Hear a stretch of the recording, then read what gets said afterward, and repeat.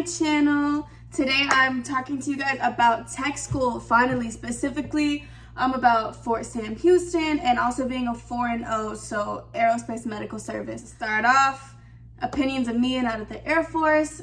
Also, I'm excited to get into this tech school series. Finally finished BMT. Thank you so much for all of the support I've gotten with that. I'll try to make a couple more related videos to maybe I still want to do like a male perspective. I still want to do like a whole MEPS and ASVAB or PICAT thing. So I still have ideas, but I just wanted to go ahead and start this tech school because I will be leaving in the next few weeks. So I just want to go ahead and get this started. So to start off with, if you are medical, it doesn't matter if you're 4A, 4N, 4T, 4Y, 4C. It does not matter. If you are medical, you come here. Even if you're in the Navy or the Army, they come here. So we are a joint base. This is technically an Army base, but we do have Air Force and Navy here also. So I did in my 7th week video with a little bit of like kind of how that first day went, just like how the process of like leaving basic to getting here was.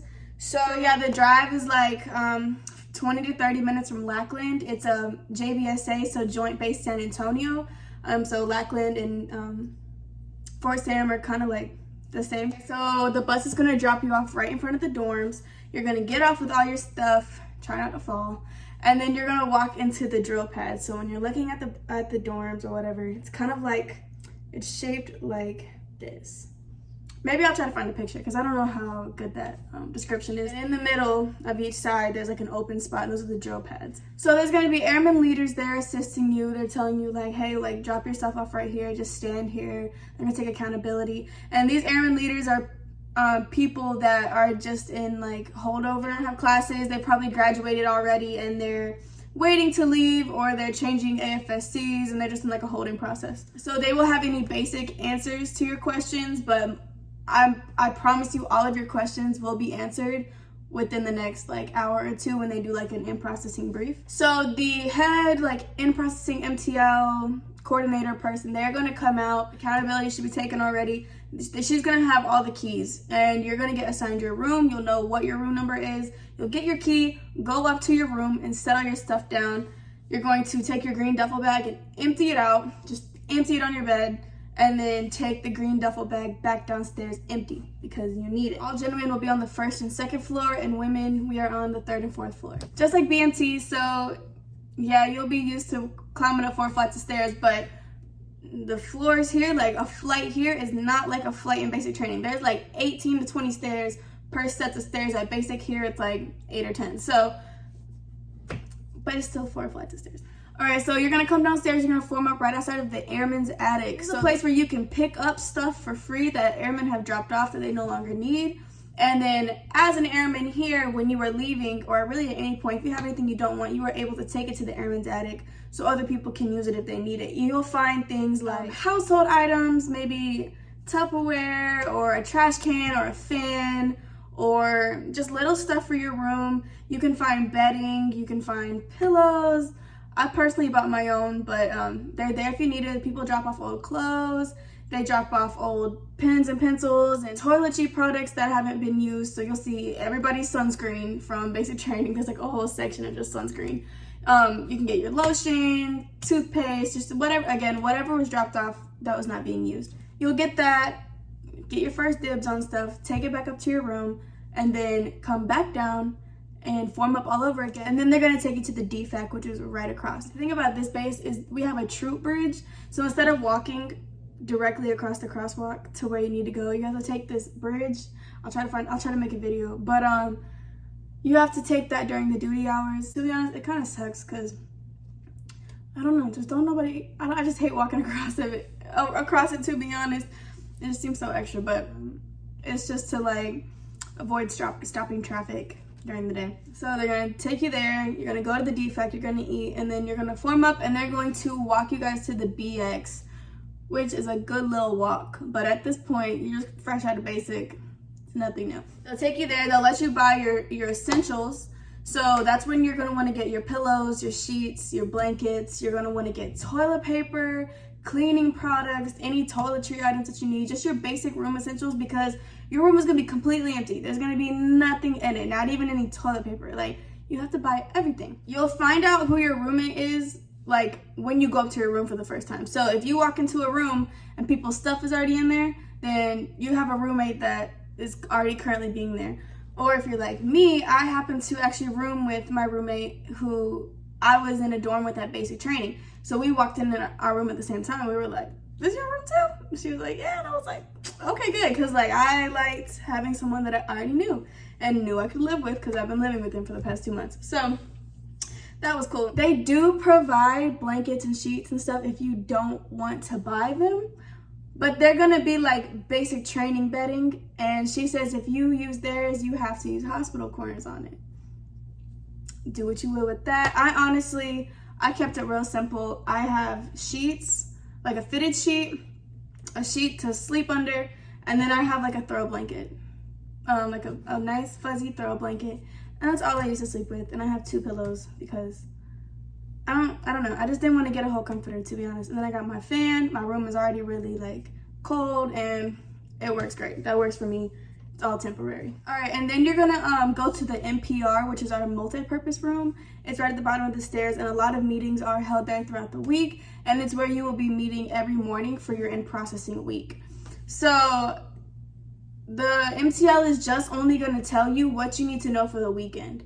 So it's a Friday, the weekend's about to come up, they're about to go home, right? So they're gonna tell you the base rules, they're gonna tell you your phase 1 rules, they're gonna tell you what's open, they're gonna tell you the hours of everything. Again, they're just telling you what you need to know to make it to Monday. And then they'll tell you everything else. So while you're here, there are 3 phases that you can be in. Phase 1 is what you'll be in when you get here, and that each phase has different rules.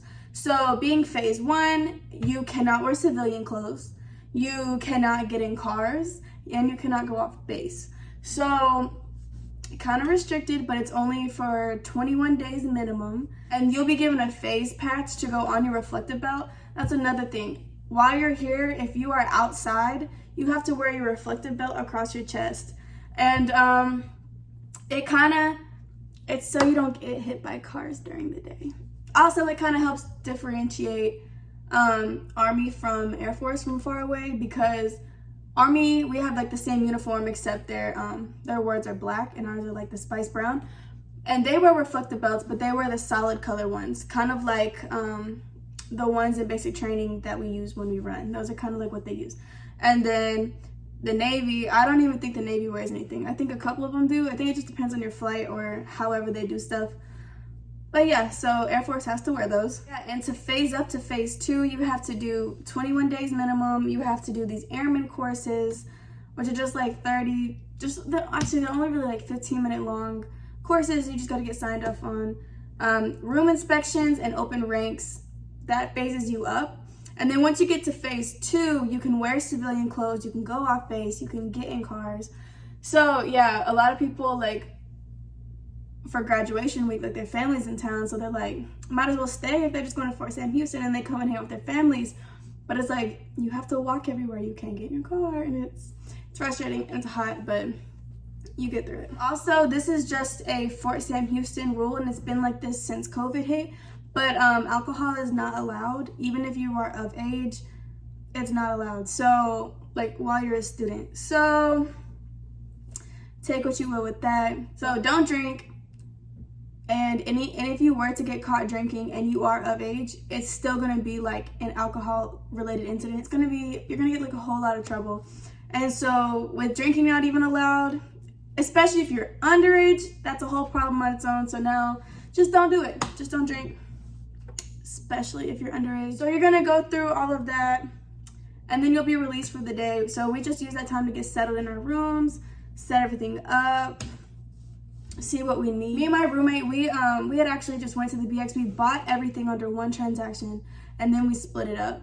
And like, I just got the receipt, and then I was like, this was my stuff, this was your stuff, and this is the stuff that we're sharing, so that we could go half on like our toiletries and like just stuff like that, like that we would go half on. So on the weekend, like the first weekend, we went to the pool. Like, you're just trying to feel like a real person. You can go to the pool. So we went to the BX and bought bathing suits, and you can wear like bikinis and stuff at the pool. You have to like wear clothes on the way, obviously, but like once you get there, you can wear your bathing suit. So being phase 1, you're only allowed to wear OCPs and PT gear. But if you are wearing PT gear, you have to be on the way to the gym or on the way to the pool or the track. Or our track is right behind the dorms.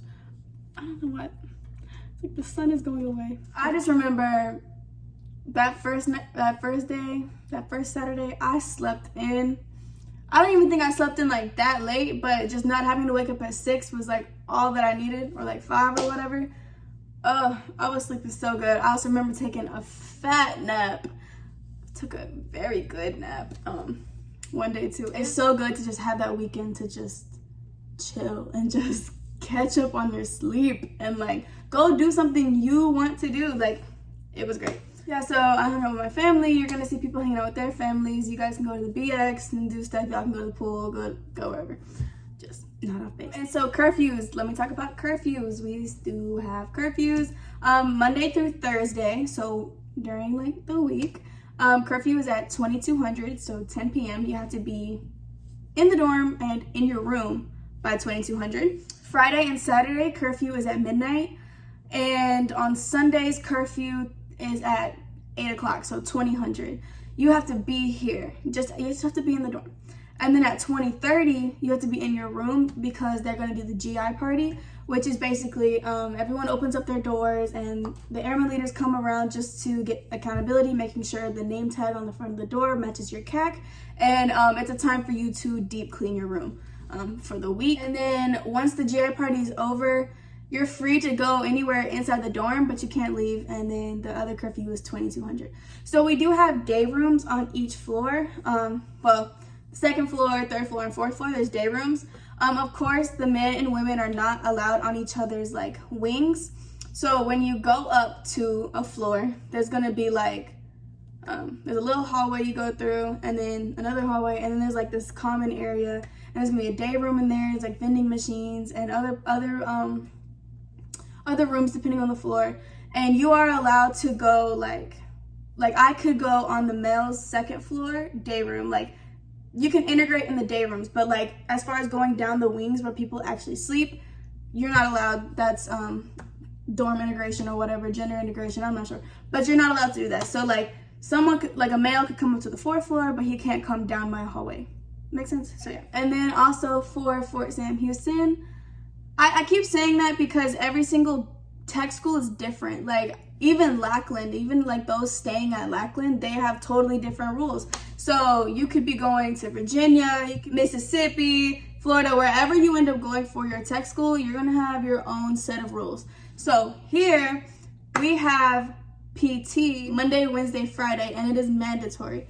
At 0440 in the morning, you get up and you go downstairs, and Monday and Wednesday is strength days, and then Friday, every Friday is a 5K run. Yes, a 5K run. I hate running, but yeah. Then we have PT appraisals every last week of the month. And it's just your basic sit-ups, push-ups, and your 1.5 mile run. You still can't do PT accommodations like the planks or the hand release push-ups. You still can't do those. And when they do the 1.5 mile run, you're not doing it on the track, you're doing it around the dorms. I actually don't like that. I don't like it as much, but I don't like running, so it really doesn't make that big of a difference to me. If you get above a 95, PT is optional and you don't have to go to PT, but you still have to do the appraisals every week. And then I'm pretty sure you have to go to the first run. So the first Friday of the month, you have to go to that. But besides that, you don't have to go to PT. So strive for that 95. I know in operational, if you get a 90, you only have to take your PT test once a year. But here, a 90 is not enough. It needs to be a 95.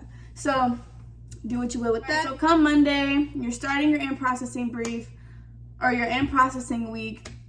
You actually don't go to PT on Monday or Wednesday. You'll only go to PT that Friday for the run. So that'll be your first time. So you don't have to like get up at 4 o'clock, which is good that week. But basically it's gonna be all your in-processing briefs. Everything about the base. You're gonna meet all of your chain of command.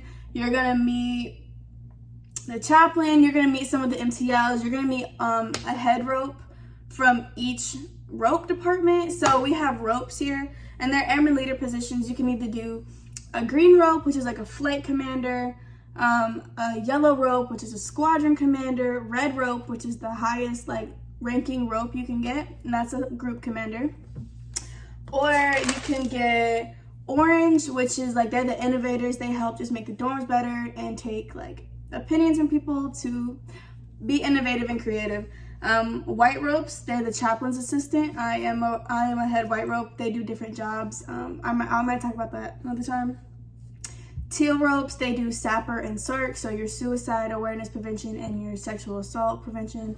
And then there's black ropes, and they do drill downs. So you ever see the cool people do drill with all like the guns and stuff? Yeah, like that's them, and it's pretty cool.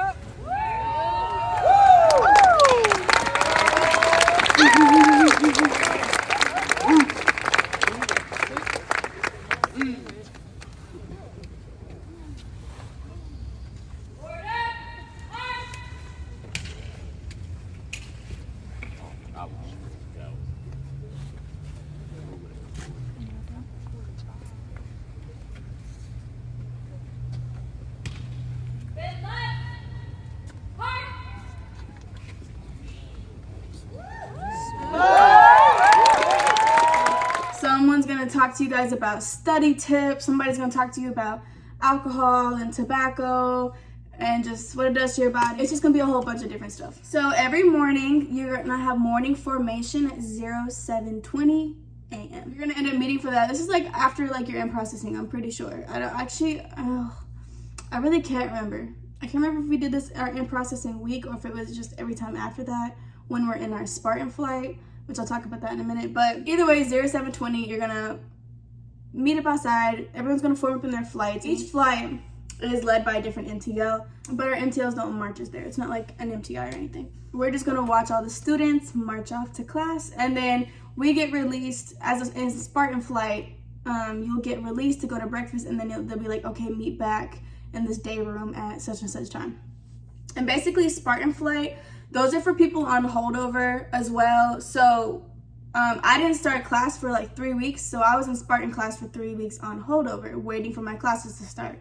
And Spartan flight is just your casuals. I know some places used to call them casuals or whatever, but that's where you do cleaning around the dorm. They'll just be like, the head red rope will come in and be like, hey, I need 2 people to clean this hallway. I need 3 people to clean that.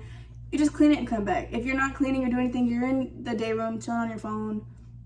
They'll probably turn the TV on. You can play pool. Like, it's really boring, to be honest. Then you'll get released for lunch, and then when you come back for lunch, they'll take accountability, and you'll probably be in there for another 30 minutes to an hour, and then they'll tell you you're on standby until final form. So that's pretty much that, and then you have to go downstairs at final form. I think they had us go down there at like 16:50, and you wait for the students to march back from the schoolhouse. All right, so, but whenever it's time for your classes to start, everyone here, they're gonna go to what's called Camp Bullis for 2 days. It's like another base somewhere. It's kind of like a Beast 2.0, but not like Beast. But I mean, there's cadres out there and stuff like that, and you'll be doing just different stuff. Like you're eating totems again. Oh no, you're eating MREs, yeah, and you're eating MREs again, and it's just, that was not it. Like, the MREs were hitting that Beast, because it was something different, it was something new, but now when you're here, it's just like, I'm like, I do not want this, but you gotta eat. Basically, they're gonna teach you, it's a 2-day thing, so the first day is like lecture, and also you're gonna be building like a tent, like a deployment tent. You are going to build it. They're gonna be like, wow, it looks so nice. Go inside real quick, drink some water, and now take it down. And then you do it. I didn't actually mind it. It felt good to like use my muscle. I was feeling kind of strong.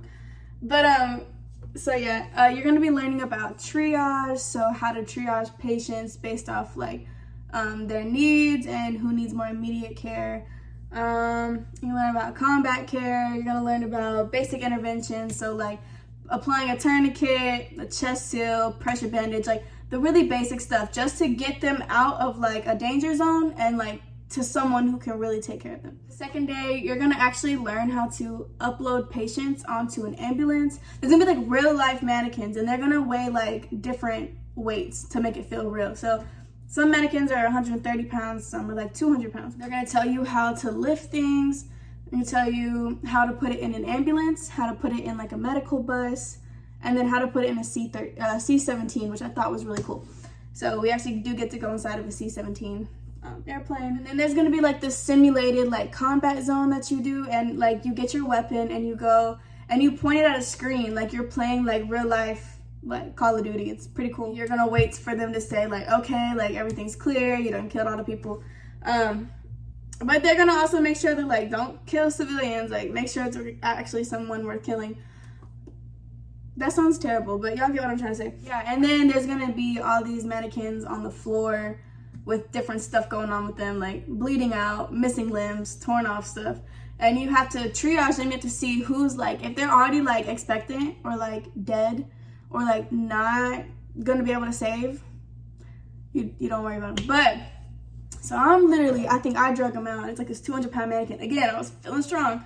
Drug him out around behind like the barrack or whatever, and then started assessing him with like 2 or 3 other people, and we're putting pressure bandages on him, tourniquets on him, chest seals, whatever, and opening their airway, stuff like that. It's pretty cool. And then the cadre's gonna go over and be like, how do y'all think y'all did? Blah, blah, blah. She said our group was the best so far, which, love that. And then you're gonna end up taking a test, and it's like super easy. So that's pretty much that. You can bring snacks, you can take snacks. You're not allowed to be on your phone though. Like they'll tell you to keep your phone in your backpack, but you can be on your phone during lunch. But the service out there was trash. So your orders say that your class starts, let's say October 1st. That first day will be Camp Bullis. Like the first 2 days will be Camp Bullis, and the third day is when you actually go to the schoolhouse. First day of school, so now you're gonna be in what's called baby flight. And you're going to be in your own little flight marching, and that's gonna be your class. That is your starting class. When you get there, so we march. So a super flight, it's like everybody's flight together. I mean, no, it's not. It's like everybody's flight, but like they are split up still. And there's only one guidon bear at the very front, and like it's for the whole thing. And yeah, y'all are all in the same cadence. Well, we try to be.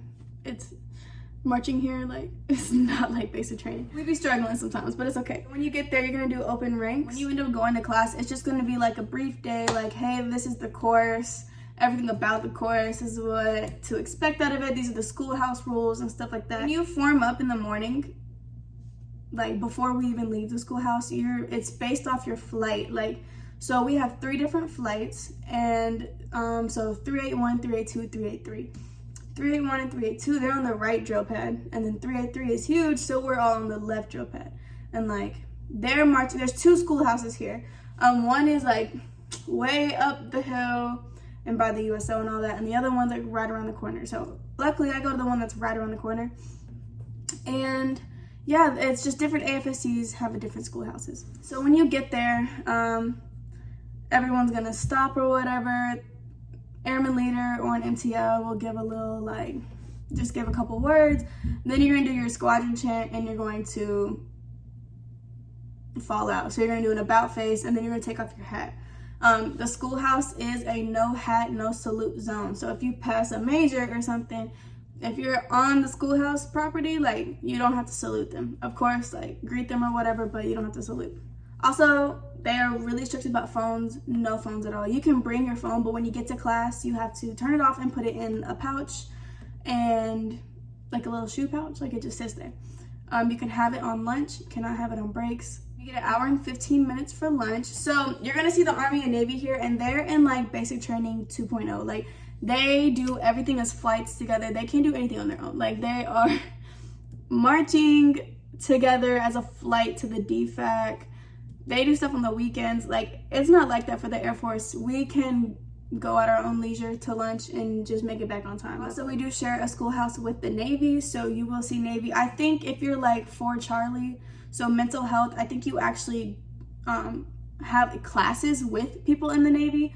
But as far as 4-0, you will only be with Air Force, and you can be with like prior service members. So like people who have already been in the Air Force for a little while, and they're just they're cross training into a different AFSC, and they come back to school, like you'll be with them too. But of course, they're not like tech school students like this, so they'll have their own set of rules and their own little thing going on. School ends at 16:45. We get released to go outside, and then we have to form up our flight again, and then we have to wait until 1700 when retreat plays, stand at attention, salute, and then when it's done, we march back to the dorms.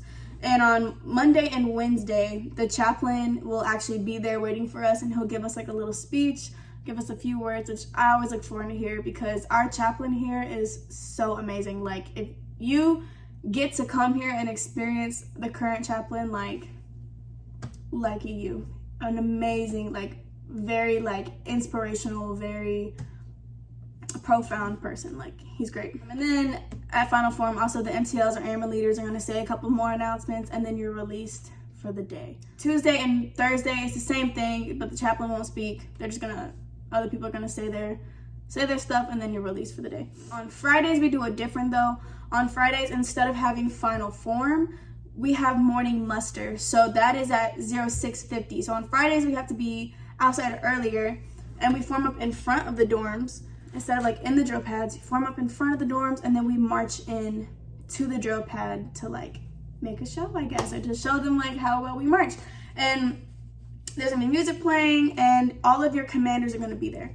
So all of your chain of command for this unit, this group, or whatever will be there. And then the commanders are basically just gonna talk to you. They're gonna say their stuff, give their words of encouragement, stuff like that. And then sometimes they try to switch it up and do different things. We'll have drill knockout games, or I've seen the black ropes do a little thing before.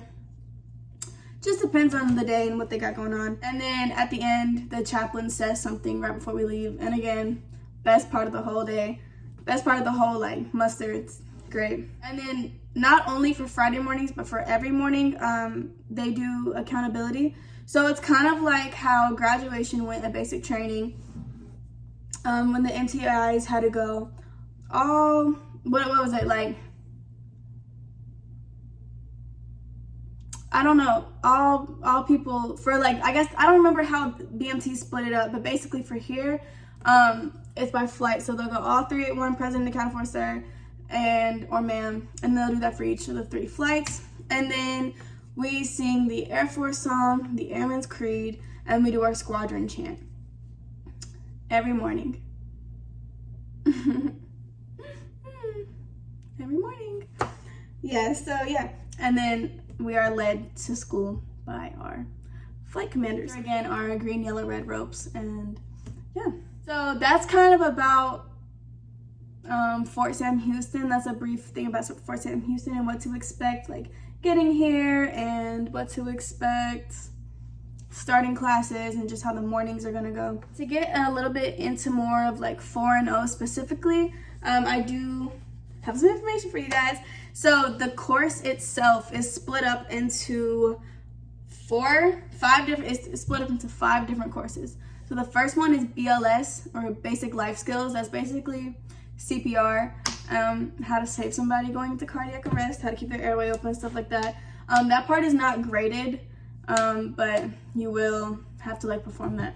And you have your AMSA program, which is basically, it just talks about your AFSC, talks about the different shred outs for this job specifically. That's going to be your first weighted test. Okay, so BLS is an open book test.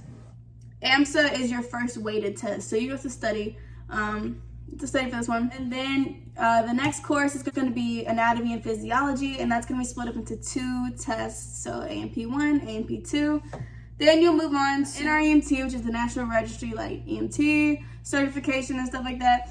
So this will be split up into 6 modules or whatever. And then at the very end of the course, you'll have a NREMT test, which is, again, the National Registry for it. So you will be a certified EMT by the end of the course, which goes for civilian side also. Like, it's the same test like civilians take. And then you'll have to perform skills for different interventions for different things. Normally, civilian side, it takes like 6 to 8 months to become an EMT through the courses. But here, you're doing it in about 6 to 8 weeks. So it's, or no, it's at least 7 to 8 weeks. So it's a little fast paced. This is the part where people, like if you hear so many like horror stories about 4-0, it's because of NREMT.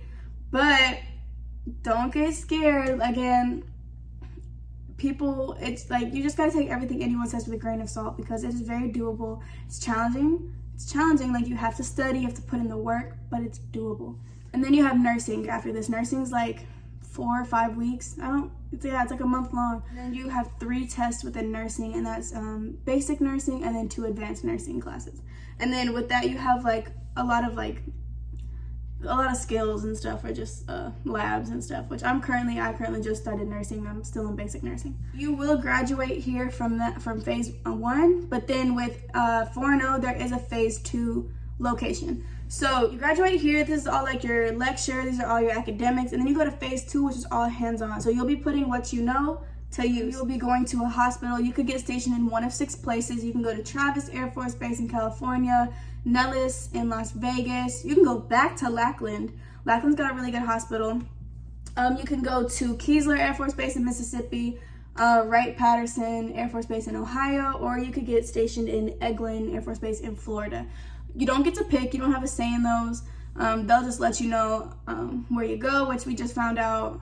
You find out where you're going in nursing, which was really exciting to find out. And then phase 2 is 6 weeks also. Again, just like with going to different tech schools, going to different bases within like phase 2, it has like each base has different sets of rules, expectations, has different requirements. So yeah, just be prepared for that. With 4-0, you get 3 initial test failures. So an initial test failure is like you take a test and you fail it, but that's for the entire course. So say you failed AMP2, you failed Mod 3, and then say you got through everything and then you failed like in advanced nursing, like those are 3 initial test failures, and that would get you recycled. And a recycle just means you go to the class right behind you. Not the end of the world. I haven't gotten recycled, but it happens. Sometimes life just happens. People have gotten recycled for like medical reasons, like if you like skipped a class because you had an appointment, like it might get you recycled. Or some people fail because they just weren't ready for that test yet. Like, just, you know, it's not the end of the world. Another way to get recycled is if you double tap on a test, meaning you failed the initial test and you failed the retake. So if you fail a test the next day or the next business day, so if it's a Friday, that following Monday, whatever the case is, you will have the opportunity to retake that test one more time. And if you pass it, great. Even if you got a 90 on it, like I remember I failed something and I got a 90 on the retake, it's still gonna go in as a 70. So it will bring your GPA down, but at least you didn't fail and you keep going. I'll be honest, I failed 2 tests so far. I failed Mod 2 and Mod 3. So Mod 2, I just didn't study for. I honestly, like, I failed by 2 questions. Like, if I just would have put in more time, I would have passed. Like, you see the trend I'm on with these. And then Mod 3, that test sucked. Like, just ask questions. You're able to ask questions when you take tests because the questions are very confusing. So, again, I failed by 2 questions. If I would have just asked for help, maybe I would have been steered in the right direction, or it could have been rephrased to me in a way that would have made it click. So it's okay. We're still here though. Yeah, I mean, I still passed NREMT the first time. NREMT is, again, it's not an Air Force test. It's a civilian test, and it's like a SMART test. So it's going to start off somewhere, and then as you keep getting questions right, it's going to get harder and harder and harder. As you keep getting questions wrong, it's going to get easier and easier and easier and easier. And you could either get 70 questions or you could get like 120 questions. There's like no telling. It's just going to shut off on you at one point and you're going to be like, oh my God. So I ended up getting like 70 questions and I was like the 4th one done. So I was like, either I did really good or I did really bad. Because if you're doing like super bad, they're just going to cut you off. They're just like, you're done. Like, I'm not even going to keep wasting my time with you. But if you're doing really good and they're like, okay, like I don't need to give you any more questions. But just because you get 120 questions does not mean you're going to fail it, or does not mean you're doing really bad. So take that with a grain of salt also. Everyone's test is different. But yeah, I got actually, I don't know. When you get it, it's not like a percentage. It's just either pass or fail. And if you fail it, it will tell you the areas or like the subjects you did fail in. It's going to be a lot of cardiac, a lot of respiratory, pediatrics, OBGYN, trauma. Like there's just different categories to get split up in. So with NREMT, aside from the 3 initial fails for the course, you can take NREMT on its own 3 times. So say you're like me or whatever, you've already had 2 initial failures and then you fail NREMT. That's not going to get you recycled like automatically. So if you fail NREMT, I mean, you're still going to get like recycled because you have to go back into another class that's about to go take it. But it's not like a recycle because of like the other tests, if that makes sense. So, and then you're going to take 2 days later, you're going to take skills.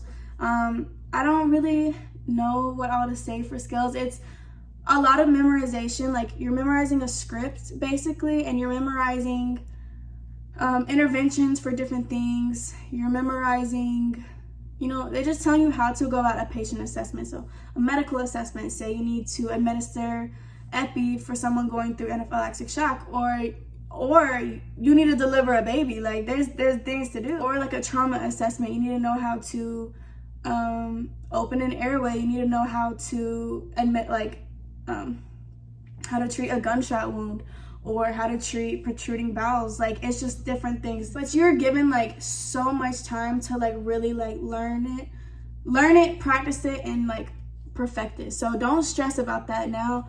I guess my main thing of advice for this whole thing is take it one day at a time. Don't stress too much about the future. Just try to get through what you got to get through today and study. You know what I'm saying? Just study for it, apply it. If you don't understand something, ask for clarification. Like luckily for me, in my current class, we had like the TDYs that are in our class, 2 of them were like nurses. So like sometimes just getting like a different perspective or just getting something reworded is really helpful. Also, there's going to be other instructors in there. You'll probably, like, I think we had like 3 instructors in my class.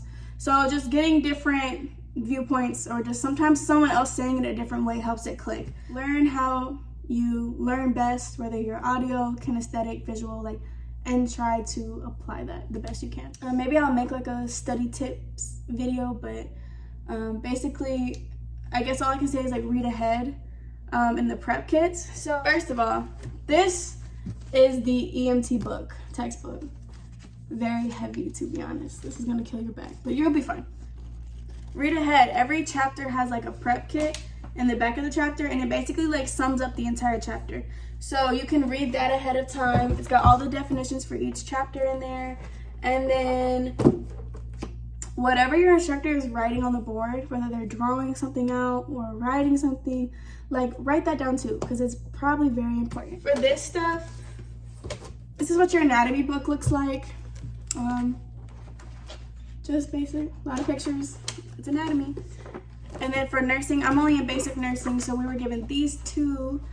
This is like our skills lab, so all of our skills are graded in here.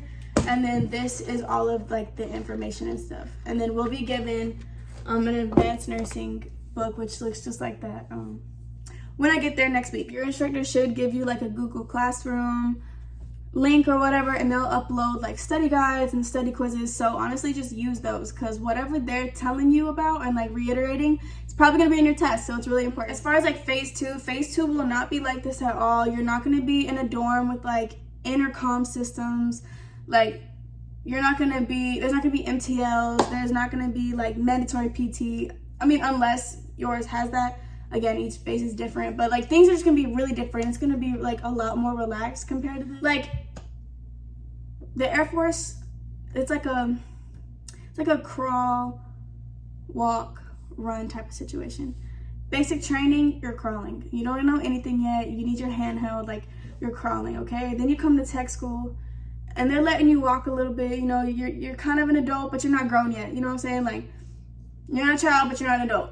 Phase 2, they give you like a little bit more freedom, like to get you ready for operational. And then when you're in operational, you're ready and you're on your own. You know what I'm saying? So it's a gradual incline as far as like freedoms and responsibilities and stuff like that. So I think I'm gonna try to give a base tour next. I don't want this video to get like too crazy long. So I'll try to do a base tour video if y'all are interested in that. I tried to cover as much as I could. If you have any further questions about tech school or about 4.0, let me know. I'll try to answer them the best I can. But yeah, I'm gonna just go ahead and end this here. Thank you guys for watching. I appreciate the support so much, and I hope you guys have a great day. Bye.